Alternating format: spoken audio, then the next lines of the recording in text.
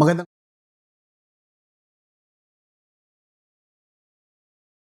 hapon, and nandito tayo once again para pag-usapan ang tungkol sa faith. Kasi when we talk about yung love life, it's very important para sa mga Christians na gamitin ang faith. Hindi lang yan tungkol sa pagmamahal in a sense na feeling. Tayong mga Christian, lalo na yung mga uma-attend sa ating help center, we learn na gumamit ng faith, yung intelligent faith, para ma-bless ang lahat ng aspect ng buhay natin, including yung ating love life. And today, we're gonna be talking about the subject, Look to Abraham. Makikita po ninyo yung turo na yan sa Biblia na tingnan. Kailangan daw tayo ay tumingin kay Abraham. And it's interesting kung bakit sinabing tingnan si Abraham. Bakit tingnan? Because we know na where you focus your eyes determines where you will end up. Ibig sabihin, kung saan ka nakatingin, yun yung pupuntahan mo.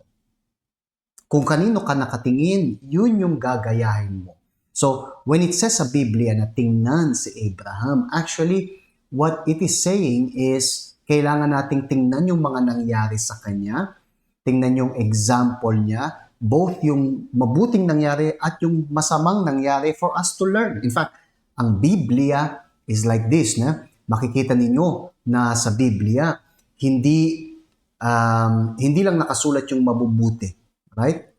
Isa yan sa mga reason kung bakit talagang pwede tayong maniwala at magtiwala na ang Biblia ay salita ng Diyos. Kasi hindi tinatago ng Biblia yung mabuti at yung masama na nangyari sa mga tao. Makikita nyo pag binasa natin si Adan at si Eva, nandun yung mabuti at nandun yung masama. Kay David, nandun yung mabuting example at yung mali na ginawa niya. Kay Abraham, nandun din. Kung ang Biblia ay sulat ng tao, hindi ka magsusulat ng mali. Puro magaganda lang, puro magaganda. Yeah? Pero sa Biblia, hindi tinago yung mga negative na nangyari kasi we learn from them. So, makikita natin yung sinabi sa Bible na tumingin kay Abraham. Right? And babasahin natin yan. Actually, sa Isaiah 51 natin mababasa yung, "Listen to me, you who follow after righteousness, you who seek the Lord. Look to the rock from which you were hewn, and to the hole of the pit from which you were dug." This is interesting na sabi, ang tinatawag ng Diyos ay yung mga tao raw na naghahanap ng righteousness, naghahanap ng tama. You know, Marge, this is a very big difference. Kasi sa mundo, lahat tayo makasalanan, lahat tayo nagkakamali. Pero merong mga tao na gustong gawin ang tama. Merong mga taong hindi masaya sa mali.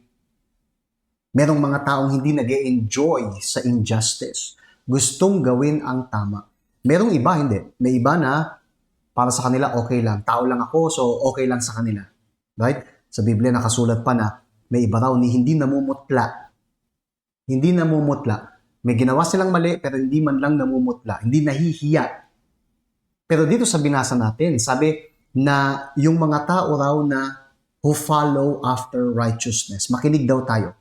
Ibig sabihin, yung ilan, I don't know kung gaano karamihan, but yung ilan na naghahanap na gawin ang tama, ito yung mga tao na makakatanggap ng awa ng Diyos. Kasi, for example, when we talk about sa relationship, walang perfect na relationship. Pero merong mga taong gustong matuto, gustong gawin yung tama, merong mga taong walang paki. Right? So, sino yung mga mabibless sa love life nila? Yung mga taong sincere, yung mga taong gustong gawin ang tama, ayusin kung ano man yung dapat ayusin. Yung talagang sincere, honest. Again, hindi lahat ganyan. Yung taong sincere, yung taong honest, yung taong gustong gumawa ng mabuti, sila yung mga taong pwedeng turuan ng Diyos. At ito nga yung Diyos nga, hindi siya nagtago kung ano yung mga pagkakamali ng mga heroes of faith.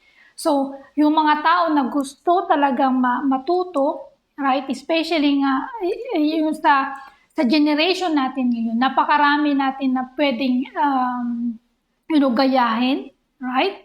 Pero makikita mo talaga kung sino at kung ano yung tinitingnan mo. Like example, dito sa Pilipinas, maraming mga nanonood ng mga Korean novela. At you can see, sa kilos, sa hairstyle, nakikita mo na itong tao na ito nanonood ng mga Korean novela. Why is that? Kasi nakakopy niya. So, nung sinabi ng Panginoong Hesus, look to Abraham. Kasi si Abraham alam niya kung ano yung ginagawa niya yung tama. Even though sa panahon niya, pwede siyang, mag-asawa uli. Dahil Umanap, right? Kasi nga si Sarah hindi siya magkaanak. But, pinili niya na maging tapat kay Sarah. So, yun yung tumawag ng atensyon ng Diyos. So, kayo na gusto nyo magkaroon ng blessed na love life, blessed na relationship, sino kaya yung inyong tinitingnan? Sino kaya yung inyong, ginagawang inspiration? Pag ako nag-asawa, ito yung gusto kong maging. Siya yung, meron kang like copy. Kokopyahin mo o gagayahin mo kung, yung mga sinasabi mo na nakita ko yung blessed na marriage na to. So, kung ano yung ginawa niya, gagawin ko rin para magkaroon din ako ng blessed na love life. And dapat mag-ingat dahil whether gagawin mo to purposefully, okay, sasadyain mong gayahin o hindi, the truth is, gagayahin mo kung sinong tinitingnan mo. Yun ay sigurado. Gagayahin mo kung sinong tinitingnan mo. So, kung ikaw ay nakatingin sa mga artista, sa mga napapanood o nababasa mo, yun yung tinitingnan mo, then doon ka gagaya, whether you like it or not. Kung tinitingnan mo, barkada, kaklase, pamilya, then yun yung gagayahin mo. So, yung sinulat dito sa Isaiah, sabi niya, kung kayo na gustong gumawa ng tama, okay? So, yun yung sinasabi niya, kayo na gustong gumawa ng tama, ito yung dapat nyong tingnan. So, yan yung sinabi niya dito sa Isaiah 51 verse 1. But let's continue. Look to Abraham. Tingnan nyo, yan yung title ng study natin, di ba? Look to Abraham, your father, and to Sarah, who bore you. For I called him alone, blessed him, and increased him. So, you see, si Abraham, nung tinawag ng Diyos, hindi pa siya blessed. Siya ay, tulad nga nung sinabi ni Marge, nakatira dati sa maling lugar din. Siya ay idolater dati. 75 years old na siya nung tinawag siya ng Diyos. So, imagine, ilang taon ng buhay niya, ilang dekada ng buhay niya na siya ay, naniniwala sa ibang Diyos-Diyosan. Siguro, dahil sa may problema siya sa asawa niya, yung asawa niya hindi nga magkaanak, baog yung asawa niya. So, siguro sinubukan niya maghanap ng solusyon at ng tulong mula sa iba't ibang Diyos-Diyosan pero hindi nakatulong. Pero siya yung tao na gustong gawin yung tama. Kasi nga, tulad na nabanggit namin sa inyo, sa panahon niya, pwede siyang magkaroon o pwede siyang pumili na, mag-decide na maghanap ng iba. Kasi yung asawa niya baog, so maghanap ako ng iba para at least, mag-continue yung dugo ko, mag-continue yung pamilya ko. Pero hindi niya ginawa. Gusto niyang gawin yung tama. Mahal niya yung asawa niya to the point na even though pwede siyang gumawa ng ginagawa nila noon, hindi niya ginawa. So tingnan niyo, yan pa lang ay malaking example na merong mga taong gustong gawin yung tama. May mga tao na kahit napapaligiran sila ng mali, hindi nila ginagaya yung mali. Gusto nilang gawin yung tama. Siguro, for example, sa trabaho mo, marami ka rin mga katrabaho na many times nagkwekwentuhan sila patungkol sa mga maling bagay. Sinasabi na ito gawin, ako may asawa pero minsan may ganito ako, may kabit. Yan.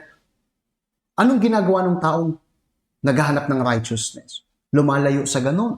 Even though, let's say, hindi siya makikita, hindi naman siya mahuhuli, pero lumalayo siya. Hindi dahil sa takot siyang mahuli, pero dahil sa gusto niyang gawin yung tama.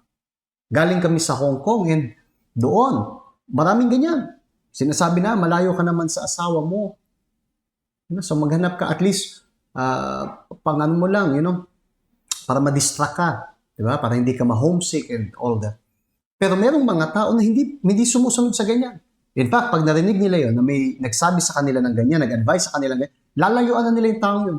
Bakit? Kasi gusto nilang gawin yung tama. So look to Abraham. So sinabi ng Diyos na si Abraham nung tinawag, siya ay mag-isa. Pero nung ginawa raw ng Diyos, siya ay pinagpala. I blessed him, sabi.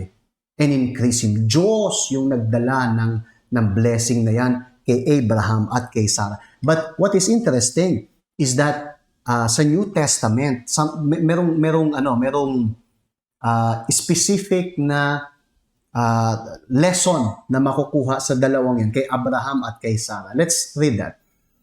Sabi sa 1 Peter chapter 3, 6 at 7 yung babasahin natin. Sabi dyan, as Sarah obeyed Abraham, calling him Lord, pa nga, whose daughters you are if you do good and are not afraid with any terror. Marge, you have to to see this, and this is a blessing. Kasi sabi diyan na si Sarah, sa side ni Sarah, okay, let's talk about si Sarah. Pag tinignan natin sabi kasi sa Bible, tingnan si Abraham at si Sarah.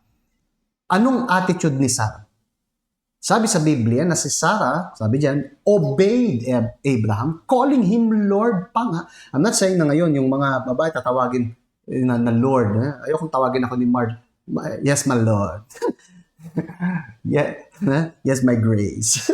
Hindi ako hari, hindi ako dumbughaw. But noon, yun nilagay ni Sarah yung sarili niya sa posisyon ng servant. Si Abraham nandun, pinaglingkuran niya si Abraham in such a way na ang consider niya kay Abraham ay Lord. My Lord.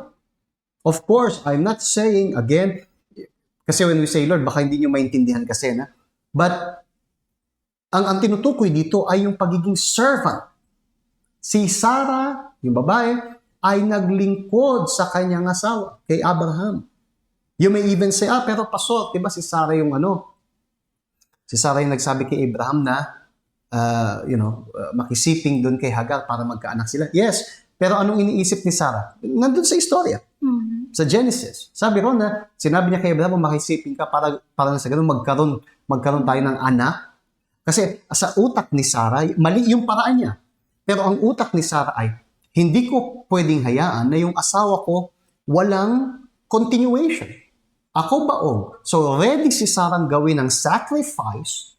Hindi madali. Imagine yung asawa na, alam niya na yung kanyang asawa ay makikisiping sa iba. Hindi madali kay Sarah. Do you think simple yun sa kanya? Of course, hindi. Do you think gusto ni Sarah i-share si Abraham? Of course not. Pero ang inisip niya ay yung kabutihan ni Abraham. Like I said, mali ba yung pamamaraan niya? Mali. Pero yung kanyang intensyon, yung kanyang kagustuhan na hindi mawalan si Abraham ng magiging, generation, ng magiging susunod na lahi. Yun yung pinaka-importante. Yun nakatawag ng atensyon ng Diyos. So, yung mga babae, ito ay matututunan natin kay Sarah. Unfortunately, maraming mga babae today, Marge, na hindi marunong maglingkod. Hindi feeling nila na kapag naglingkod sila, for example, kapag nag-submit sa asawang lalaki, feeling nila na yun yung tinuturo today ng society, ikaw ay napupunta sa ilalim. Ikaw ay bumababa. Okay? Which hindi naman totoo. Ang servant hindi nasa baba. In fact, ang servant ay nasa taas. Sino man ang marunong maglingkod? Itong taong to nasa taas. And by the way, si Sarah, hindi siya alipin. Tingnan niyo na lang sa istorya. Si Sarah, anumang gusto niya, nakukuha niya. To the point na nasabi niya pa kay Abraham na gawin yung gusto niyang gawin. Sinabi niya, si Sarah yung nagplano, ikaw yung pumunta ron, ikaw yung, alam niyo yung istorya. So, si Sarah hindi yung, opo, yun lang. No, si Sarah may boses. Ang sinasabi ko ay, ang paglilingkod, hindi mababang posisyon. In fact, ang paglilingkod ang pinakamataas na posisyon. Unfortunately, maraming mga kababaihan hindi marunong maglingkod. Hindi marunong kasi, sa panahon natin, independent and so on, and hindi marunong maging asawa in these terms. Kaya maraming ang mga nowadays, di ba? Maraming mga mag-asawa na really wala nang yung respeto nawawala na. Why is that? Kasi akala mo porket yung mga especially ngayon, di ba? Yung mga babae medyo let's say mataas yung kita kaysa doon sa asawa. So parang sila na yung boss, ayaw nilang makinig doon sa asawa nilang lalaki. So si Sarah, yung respeto niya kay Abraham is so, laki at tinatawag niyang Panginoon. Why is that? Kasi andun nga yung respeto ni Sarah. Hindi nawala yun dito na lang ako kasi gagawin ko na lang kung ano yung sasabihin ni Abraham kasi, unang-una hindi ko siya mabigyan ng anak. So, kailangan kong maging sobrang bait para hindi niya ako iwan. Si Sarah, hindi yung ganyan kanyang pag-isip. Hinayaan niya na, really meron siyang pleasure na tawagin si Abraham na Lord. Ibig sabihin mag-serve. And we are not saying na maging alipin. No, we are saying, you see, yan ay isang subject na ang hirap ipaliwanag sa panahon natin. Kasi nowadays, mga sakim yung mga tao. Even sa relationships. Gusto nilang kuha ng kuha. Hindi sila marunong magbigay. And we're talking about yung mag-asawa. Okay? Yung mga mag-boyfriend, mag-girlfriend nandito sa inyo. We're talking about, it's for you to learn. Sa mga mag-asawa. Kung matututo lang, pareho of course, hindi lang yan yung babae. Mamaya, I'm gonna speak about sa lalaki, but first sa babae. Let's focus sa mga kababaihan. Yung mga kababaihan, kung marunong kayong maglingkod, okay, hindi sa ginudiyos ninyo, ang Panginoon ko, yung asawa ko. Of course, hindi. Kung ang sinasabi niya sa'yo mali, hindi ka dapat sumunod. Okay? Pero sinasabi natin maglingkod. Kung yung sinasabi naman, kung yung dapat gawin naman ay hindi wala namang connection sa relasyon mo sa Diyos. It's fair. Tulad ng mag-alaga ng bahay, ayusin yung mga bagay-bagay na paglingkuran. Paglingkuran yung asawa. Nagbigay na tayo ng mga example na very basic. Yung asawa pag-uwi, nandun ka, nakangiti. And then merong pagkain doon na hinanda mo. Pagka yung asawa alis, yung damit niya maayos, you make sure na maayos yung lahat. Komportable yung lugar para yung utak niya ay at peace. Ano yan? Paglilingkod. Hindi yung padabog na ginagawa. Bakit ako pa gagawa niyan? Pagod na ikaw na lang. Something like this. Kung wala yung pagsaserve sa isang relationship, yan ay doomed na bumagsak. So just pay attention to this. Just think about this. Si Sarah obeyed Abraham, calling him Lord, whose daughters you are if you do good. No. So kung kayo gusto niyong gumawa ng mabuti, then gayahin niyo si Sarah. And yung mga lalaki ngayon, they may think, tama yan si Pastor. Kita mo, narinig mo si Pastor. Dapat tama yung sinabi niya. Well, hindi pa tapos. Sinabi natin yung sa mga babae, pero ngayon yung mga lalaki, makinig kayo. So si Sarah, nag-obey kay Abraham, nag-submit kay Abraham, pinaglingkuran si Abraham. Good. Si Abraham, ano naman yung papel niya? Husbands, likewise, dwell with them with understanding. Ano pa? Giving honor to the wife. Well, itigil natin sandali. Tingnan nyo naman. So, kung yung mga babae, tulad ni Sarah, nag-obey kay Abraham, yung mga lalaki, ano raw trabaho nila? Mas malaki. Mas malaki. Anong trabaho nila? Ang trabaho nila ay magkaroon ng understand. Maraming lalaki, walang pangunawa, mga hunghang, hindi nag-iisip. Walang understand, ayaw intindihin, hindi marunong makinig. Minsan yung asawa gustong magsalita, ayaw nilang pakinggan. Kasi mga praning. Hindi marunong makinig. Marunong silang makinig kapag kayong sinasabi ay they agree. Tulad ng kanina, sinabi ko, mag-serve. So yan, nakikinig sila. Sinasabi nila sa asawa, kita mo, tama yung sabi ni Pastor, maglingkod ka. Pero they don't understand na sila mismo ay dapat maging mas mapaglingkod kesa sa mga babae. If you do not have this understanding, kawawa kang nilalang ka. Kasi yung mga husband, likewise, dwell with them with understanding. Importanteng intindihin ng mga lalaki yung asawa nila. And not only that, giving honor to the wife as to the weaker vessel. Tingnan nyo yan. So yung mga lalaki, anong dapat gawin daw? Parangalan yung asawa. Sometimes, ang hirap para sa mga babae na even mag-submit sa asawa. Gusto nila, pero minsan ang hirap. Bakit? Kasi yung mga asawang lalaki, walang ang hirap. Mga patapon. Patapon sa buhay. Mga adik, lasenggo, puro sa barkada, babaero, tapos sasabihin mo, hindi, mag-submit ka. Paano magsasubmit sa'yo? Mama's boy. Yeah. Paano magsasubmit sa'yo? Ganun hindi mo ino-honor yung asawa mo. Dapat mo, ino-honor minsan yung mga magulang, ino-honor yung mga kapatid. Pagkasahuran, ino-honor yung mga barkada, inuman, pero yung asawa hindi ino-honor. Kung hindi mo ino-honor, hindi mo ginagawa yung papel mo, tapos gusto mong mag-serve sa'yo. Ang hirap ng ganyan. Si Sarah, madali para sa kanyang mag-serve kay Abraham kasi si Abraham naging tapat sa kanya. Sinabi na natin. Pwede ayaw pa nga ni Abraham na sumunod kay Sarah na ayaw niya. Kasi gusto niya na si Sarah lang yung nag-iisa. So, ang dali para kay Sarah na mag-obey kay Abraham kasi si Abraham ay tunay na lalaki. Tunay na asawa. Pero gano'ng karaming mga babae nang nahihirapan even mag-submit. Hindi nila magawa yung sabi natin kanina, obey, submit. Kasi yung mga asawa nila naman, walang structure na maging leader sa marriage nila. Yeah, napaka-complicated nga, di ba? So kayo na asawa ng mga lalaki, right? Kailangan yung intindihin yung inyong asawa. Hindi dapat kayo all the time na, sasabihin nyo, ako yung head ng family. Pero kung hindi nyo naman iniintindi yung asawa nyo, like for example, pag umuwi kayo ng bahay, magulo yung bahay nyo, you have to ask. Kailangan kayo magkaroon ng discernment. Maybe, wala siyang oras, maglinis ng bahay kasi nag-aalaga siya ng mga anak ninyo, right? Naglalaba. So, hindi nyo dapat in-expect na lahat is, kayang gawin ng asawa ninyo. Na pagdating nyo ng bahay, agad para kayong boss, gawin mo nga to ganyan-ganyan. Pero hindi nyo man lang siya tinatanong, kumusta yung araw mo? Meron ka bang kailangan?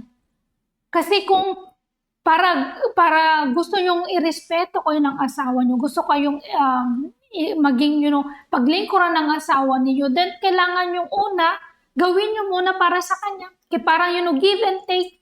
Hindi dapat kayo porket yung sabi nyo lagi kayong head ng family and then kayo maging bossing. No. Kailangan yung tingnan, sabi nga na Diyos, understanding. Yeah. Magkaroon kayo ng malalim na panguno. I know sometimes kami mga babae, it's a bit complicated. Especially pag yung mga red flag, na yung mga symptoms. Sometimes, hindi nyo kami maintindihan. Pati asungit-sangot naman kaya nito. You have to, kailangan magkaroon kayo ng understanding. Siguro, buwanan niya na kaya medyo masungit. Right? So, kailangan nyo talaga lawakan. Diyos na mismo yung nagsabi. Right? Why is that? Kasi nakita niya kay Abraham. So, why is that sinabi na Diyos to look to Abraham? Kasi yung example na Abraham is so excellent na kung ganyan yung imagine mo ganyan yung mga lalaki. Right? Malaki yung respeto nila sa mga asawa nila. So, for sure, yung asawa nila, respetuhin din. And pero, yung honor, sabi sa word na binasa natin, sabi, giving honor. Yung mga lalaki, kayo yung head, tayo yung head, so we have to give honor. Nagbibigay ka ba ng honor kapag kababaero ka? Just think. Do you think giving honor kapag yung asawa mo padala ng pera, ginagastos mo sa sugal, sa sigarilyo, sa addiction mo? Do you think giving honor kapag mas pinakikinggan mo yung barkada mo, yung pamilya mo kaysa asawa mo, you think yun ay giving honor? Just answer those things. Kasi sabi, husband, likewise, dwell with them with understanding, giving honor to the wife as to the weaker vessel. Kasi hindi sila katulad mo. So sila ay weaker vessel. Hindi sila Hindi sila katulad mo. So, do you understand that? And as being heirs together of the grace of life. And look how interesting. Sabi, that your prayers may not be hindered. Alam niyo sinasabi dyan? You know kung ba't hindi nasasagot yung prayer? Ito ay para sa mga lalaki. Pag yung prayer ng lalaki hindi nasasagot, you know why? Maybe because hindi ka nagbibigay ng honor sa asawa mo. Something interesting, isn't it? So yung sagot ng prayers mo ay nakadepende sa kung ikaw ay nagpaparangal sa asawa. Kung hindi ka marunong magparangal sa asawa mong babae, okay? Yung prayers mo will not be answered. Pwede kang mag-pray ng mag-pray, gawa kang chain of prayer, it will not be answered. Ganun din pagdating sa mga babae. If you pray ng pray and pray, pero hindi ka marunong mag-obey naman, mag-serve, it will be hindered. Look how interesting, eh? Sometimes people think, pray ako ng, ba't kaya pray ako ng pray, wala nangyayari? Bakit nga kaya? May kanya-kanya tayong papel na dapat gampanan. And you know, ang Diyos, pagka nakakita siya ng tao na talagang uhaw na gawin ng tama, para bang yun ang kahinaan ng Diyos. What we understand is God is attracted to people who have a strong desire to do what is just. God is attracted to people who have a strong... Ang Diyos daw ay na-attract sa mga taong ang desire ay gawin ng tama. Pag nakakita ang Diyos ng taong gustong gawin ang tama, yun yung kahinaan ng Diyos. Yung Diyos ay natatouch, siya ay pupunta sa taong yan para tulungan siya. Okay? Think about this. We hope na may natutunan kayo today, and may the Lord Jesus bless you all abundantly. Alright? Next week, we're gonna talk more about this. Since tayo ay nasa faith na ni Abraham, we're gonna be talking about yung subject niya because it has to do with love life talaga. Yung dalawang yun, si Sarah at si Abraham, they are a blessing para sa atin. Alright? May the Lord Jesus bless you all abundantly and magkikita tayo ulit next week. Bye-bye.